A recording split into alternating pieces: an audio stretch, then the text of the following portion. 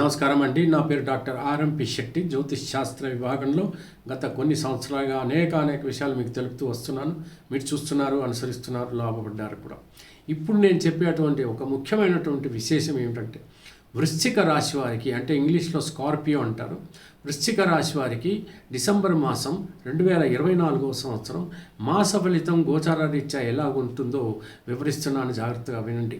ఈ వివరణకి ముందు ఒక చిన్న మనవి ఏమిటంటే, మీ జాతకాన్ని ఒక్కసారి పరిశీలించుకోండి. జరుగుతున్నటువంటి దశ ఏమిటో తెలుసుకోండి. ఆ దశానాథుడు ఎక్కడున్నాడో, శుభుడో అశుభుడో ఇది కూడా అర్థం చేసుకోండి. భిన్నాష్టక వర్గాల్లో ఎలా ఉన్నాయి, సర్వాష్టక వర్గాల్లో ఎలా ఉంది పరిస్థితి, బిందువులు ఎన్నున్నాయి, రేఖలు ఎన్నున్నాయి, ఇది ఒక్కసారి తెలుసుకున్నట్టయితే మీకు లాభమా నష్టమా అనేటువంటి విషయం మీకు పూర్తిగా అవగాహనకు వచ్చేస్తుంది. ఆ తర్వాత ఈ యొక్క గోచార ఫలితాన్ని సమన్వయపరుచుకుని మీరు అడుగులు ముందుకు వేసినట్టయితే తప్పకుండా విజయం అనేటువంటి సాధించేటువంటి అవకాశాలు మీకు లభిస్తాయి. వృశ్చిక రాశి వాళ్ళకి ఎలా ఉందంటే, ఈ డిసెంబర్ మాసం అయితేనేమి, ఆ తర్వాత జనవరి అయితేనేమి, ఈ మాసాలన్నీ కూడా అంగట్లో అన్నీ ఉన్నాయి, అల్లున్నోట్లో శని ఉందన్నట్టుగా ఉంది.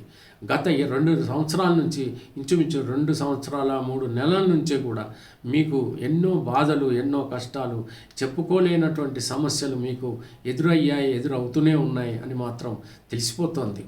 అయితే దీనికి ప్రధానమైనటువంటి కారణం ఏమిటంటే అర్ధాష్టమ శని. ఈ అర్ధాష్టమ శని వల్ల మీరు అనుభవిస్తున్నటువంటి బాధలన్నీ కూడా 30వ తేదీ మార్చి 2025 నాటికి పూర్తయిపోయి ఆ తర్వాత సుఖమైనటువంటి జీవితాన్ని పొందగలుగుతారు. అనేక విజయాల్ని కూడా మీరు సాధించేటువంటి పరిస్థితులు మీకు ఖచ్చితంగా కలుగుతాయి. అక్కడేమో గురువు మీ యొక్క వృశ్చిక రాశిని చూస్తాడు, కానీ ఇక్కడేమో అర్ధాష్టమ శని. అప్పుడు ఏమవుతుంది, ఖచ్చితంగా అంతా చేతికి వచ్చినట్టుగానే ఉంటుంది, అన్నీ దక్కినట్టుగానే ఉంటుంది. ఏది దక్కదు, ఏది దొరకదు, ఏదనుకున్నా అయిపోయినట్టుగానే ఉంటుంది, ఏ పని కాదు.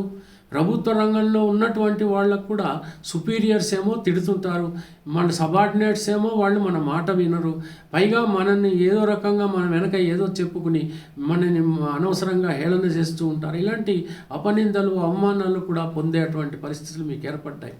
ఇకపోతే పిల్లలు కూడా చాలా రకాలుగా మిమ్మల్ని విసుగు పెట్టారు. తీర్థయాత్రలకు వెళ్దామంటే ఒక పట్టానది జరగటం లేదు, ఏదైనా శుభకార్యాలు చేద్దామా అది జరగటం లేదు, ఏదైనా వివాహం కాని వాళ్ళు ఎంత ప్రయత్నం చేసినా సంబంధాలు సరిగ్గా కుదరకపోవటం లేదు. ఇలాగా ఒకటి కాదు, అనేక విషయాల్లో ఎన్నో రీతుల మీరు నిరాశకి గురయ్యేటువంటి పరిస్థితులు మీకు ఏర్పడ్డాయి. ఒకవేళ మీ జాతకంలో శుభగ్రహ దశ జరుగుతున్నప్పుడు, మంచి స్థానంలో శుభస్థానంలో ఉన్నప్పుడు, శుభగ్రహ వీక్షణ జరిగినప్పుడు ఇంతగా బాధపడాల్సినటువంటి అవసరం రాదు.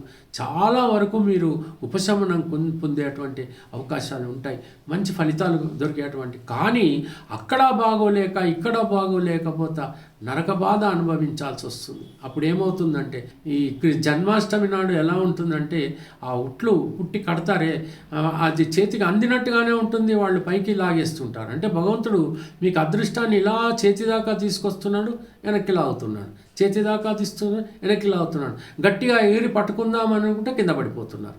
ఇలాంటి పరిస్థితుల్లో మీరు కొట్టుమిట్టాడుతున్నారు. కాబట్టి దయచేసి ప్రతిరోజు కూడా హనుమాన్ చాలీసా చదవండి, తప్పకుండా చదవండి. పొద్దున చదవండి, పడుకోబోయే ముందు చదవండి, సుబ్రహ్మణ్య స్వామికి అష్టోత్తరం చదవండి. ఈ భక్తి మార్గంతో చాలా మటుకు మెరుగుపడుతుందని మాత్రం నేను చెప్పగలను. ఏ రంగమైనా ఎవరైనా సరే ఈ పని మాత్రం చెయ్యండి, కొంచెం సుఖనిద్రనైనా పట్టేటువంటి అవకాశాలు ఉంటాయి. తెలిసింది కదా. సెలవు మరి, ఉంటాను. నమస్కారం.